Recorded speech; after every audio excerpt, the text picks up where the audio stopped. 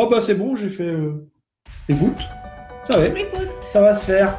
Non, c'est après il y a des actions à poser, des actions à mettre en place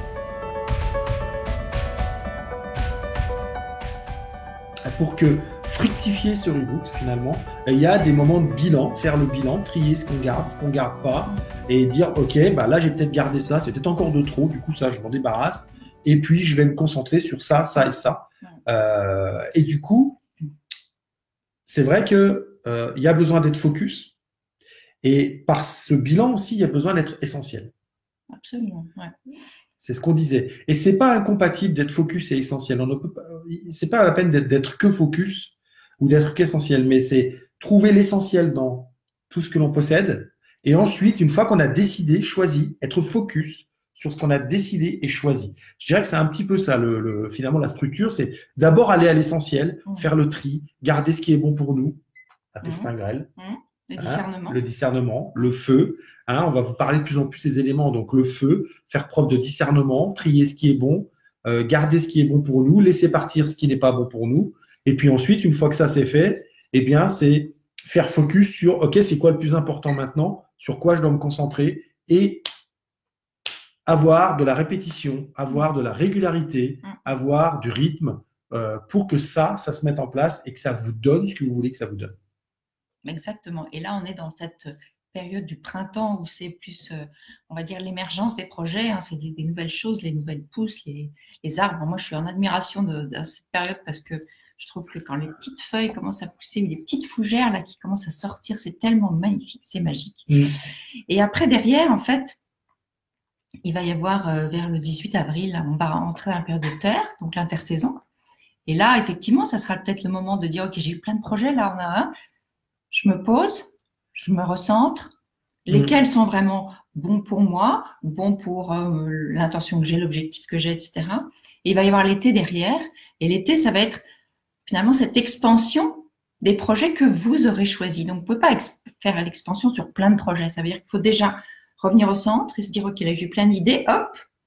Maintenant, j'ai déjà vu un peu plus loin. Maintenant, je veux prendre de la hauteur pour avoir de la clarté, et ainsi de suite. Je redémarre et je mets à jour parce que souvent, reboot, donc c'est redémarrer, eh bien, quand vous installez une nouvelle application sur votre ordinateur, une nouveauté, il vous dit, pour qu'elle soit efficace et optimale, redémarrez votre ordinateur, finalement, pour qu'il l'intègre complètement dans sa structure et que ça devienne fluide et beaucoup plus facile d'utilisation. Donc, vous voyez que cette analogie avec l'ordinateur est très, très bonne parce que, eh bien, pour compléter ce qu'a dit Sandra par rapport aux saisons et aux éléments, le printemps n'est pas le moment de faire du brainstorm, parce que si vous brainstormez pendant le printemps sur des idées possibles à lancer, vous allez en avoir 1,7 milliard et ce sera impossible de choisir parmi tout ça. Le bon moment pour brainstormer des nouvelles idées, des nouveaux projets, c'est l'hiver, parce qu'on va se poser, on va voir ce qui s'est passé dans l'année, on va dire qu'est-ce qu'on veut dans l'année suivante et qu'est-ce qu'on veut mettre en place. Et le printemps, c'est le moment d'initier les projets. On a choisi les projets sur lesquels on veut se concentrer. Et à l'arrivée du printemps, effectivement, il y a un regain d'énergie. C'est la nouveauté. C'est des choses qui naissent. À poser des actions pour ces projets. Exactement. C'est le mouvement, en fait, le bois. Trop de gens se mettent à réfléchir à de nouveaux projets au printemps et il y a trop d'énergie, il y a trop de projets qui arrivent et vous n'arrivez pas à choisir. C'est très souvent des moments où les gens procrastinent.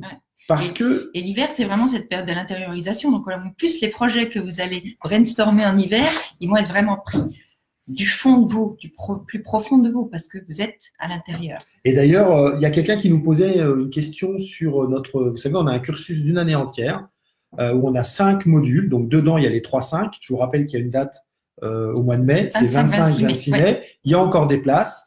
Vous pouvez payer en 6 fois pour ceux qui pensent que c'est au-dessus de leurs moyens. Nous, on vous dit que non. On peut toujours trouver un arrangement. Donc, en fait, ce qu'on expliquait à cette personne, c'est que elle nous demandait s'il y avait une logique dans nos modules. Et oui, en fait, le premier module, c'est oser. Et oser, c'est le moment où on va voir nos peurs, on va voir nos freins et on va en finir avec les schémas répétitifs et tout ce qui nous empêche de bouger dans notre vie. Et on le fait fin novembre, début décembre. En hiver. En hiver. Parce que c'est le bon moment pour aller se regarder dans le miroir. Parce que c'est l'eau, l'hiver, c'est l'eau, donc c'est le miroir. Aller se regarder dans le miroir et décider de ce qu'on ne veut plus dans sa vie et de ce qu'on veut dans sa vie. Et puis ensuite, eh bien, le suivant, ça s'appelle créer.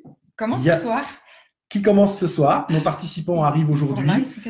Et là, c'est effectivement mettre en route les projets qu'on a réfléchis pendant l'hiver et pendant Oser. Entre-temps, ils ont eu des webinaires, donc on a eu le temps un webinaire, un coaching, on a eu le temps de retravailler ce qu'ils avaient trouvé. Et là, on va mettre en route des choses. Et puis, le prochain, ce sera au mois de juillet, et c'est choisir, donc c'est le feu, c'est le discernement, faire des choix dans les différents projets qu'on a lancés ou dans les différentes actions qu'on a lancées, voir ce qui est le plus efficace et qui va nous amener le plus de maturité. Et puis, le dernier, ce sera partager. Et là, ce sera au mois de septembre. On sera dans l'automne parce que c'est la récolte. C'est le moment de récolter les fruits, de récolter ce qu'on a semé et de partager. Donc, vous voyez, oui, il y a une super logique dans ce qu'on fait parce qu'on veut respecter la nature, les éléments et le rythme biologique. Et on veut pourquoi? Parce qu'on se rend compte tout simplement que on est tous, en fait, on fait partie, on vous l'a déjà dit plusieurs fois, en fait, nous faisons partie de cet univers, de cette énergie, nous sommes ce microcosme dans le macrocosme. Et on est régi par les lois de l'univers. On ne peut rien faire contre ça.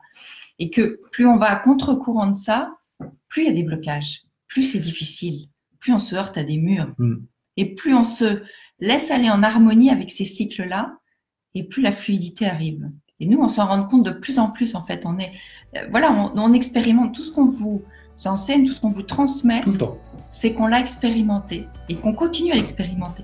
Donc voilà, on se heurte aussi à des choses, des blocages, et on regarde comment on peut passer au-delà et comment on peut les contourner. Puis tout d'un coup, on se retourne, et c'est là où on fait le reboot, et on regarde le truc, et on dit « Ah ouais, mais tiens, là, on avait fait ça et ça. Ah bah ouais, mais t'as vu ce que ça a fait ?»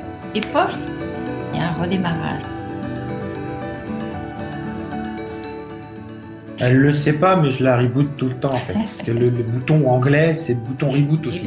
Touc, touc, touc. En fait, elle revient tout le temps au départ.